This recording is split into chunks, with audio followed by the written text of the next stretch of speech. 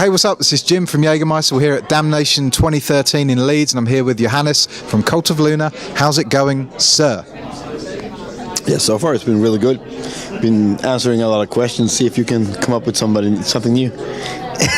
I'll do my best. So, Sweden is a big manufacturer of licorice.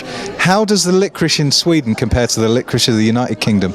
I would say a whole lot superior to the licorice-ish that's been found here. I haven't found any licorice yet. I got a black lollipop. It tasted more like plum than licorice. But I can talk for hours of licorice here, because in Scandinavia you have different countries, and different countries specialize in different licorice. Like in Sweden, salt licorice is huge. Salt licorice. You know, it's sweet and salt. And in Finland, they love licorice. It's huge there. But they have a leaning towards the sweet licorice, which is the more adult kind of licorice. Right. And obviously, I'm not grown up yet. I'm still a salt licorice child trapped in a 34-year-old body. Festival shows compared to like your own headlining shows, what's the difference for you guys when it comes to putting together a set? Do you have to do like the greatest hits sort of thing with one of these? No, I mean I think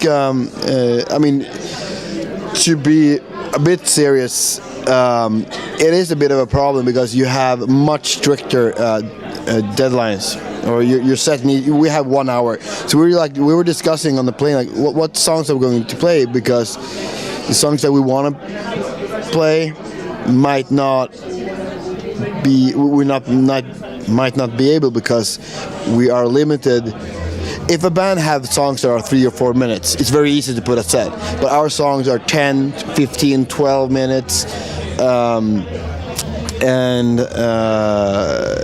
So even like if you have 13 minutes left of a set, like we can't play that song because it's too long. We cannot play the 6-minute song because then we have 7 minutes left and we don't have a 7-minute song. So it's really hard to get a set that fits the time you are given. Allocated, yeah.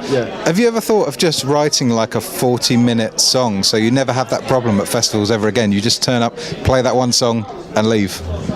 Yeah, the thought struck me. Well, actually, we did a festival in Gothenburg. We had 1 hour and played 4 songs, and that was it's still like an hour. Yeah. The problem is that we often get more than 40 minutes, so we would have been able to write a song that's 1 hour, but then you get a festival, you have 45 minutes, and then you have to cut 15 minutes. Do you think scenes are a good thing or a bad thing? Because in my experience, especially in the UK, after a while, a lot of these bands start to sound kind of similar, like they influence each other a little too much. Is that the same in Sweden? I can speak for Sweden. I can only speak for Umeå, and I would say in our case it's the completely opposite. I was just talking about that, and we were talking about this on the plane over again, because we're from a hardcore background. I'm not from a traditional metal. No, not at all. Even though I grew up with. The first album I bought with my own money was Sepultura, Rise. So I've been growing up with Guns N' Roses, Poison, Twisted Sister, everything. Kiss. Yeah, well, no one gets into hardcore like on the first album they ever buy. And then I got into punk, and that's yeah. But we were doing a kind of the scene. We're doing a compilation album with 3 years apart, starting off in '93, '96, and '90. Oh, anyhow.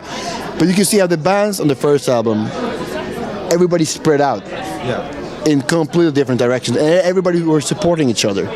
So in Sweden, for example, there are a lot of, or in Umeå, there are a very small group of people supporting each other's decision to take their music in different directions and we helped each other. So for example, now you're probably not aware of a band called Deportees, which is a very big band in Sweden. They have kind of a soul sounding pop music, we are from the same scene. So it's Cultavoon on one extreme, and we have the Perishers, or we have Isolation Years, or we have Deportees doing completely different things, and Refuse somewhere in the middle.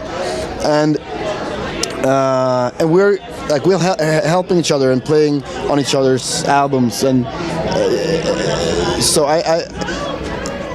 which separate us from a lot of different hardcore scenes where people were more conservative, and you were not allowed to branch off too much because then you were not true. Yeah. I mean, that's which pretty much kills creativity. Well, final question. Seeing as you're from a hardcore background, what, in your opinion, is the greatest hardcore album of all time?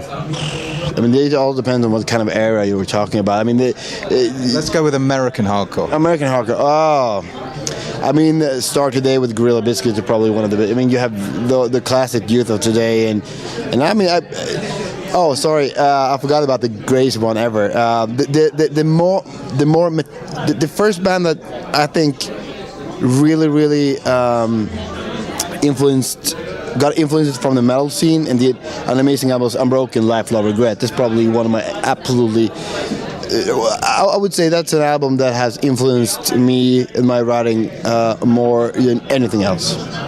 Cool, perfect. Thanks, dude. Thank you. Cheers, man.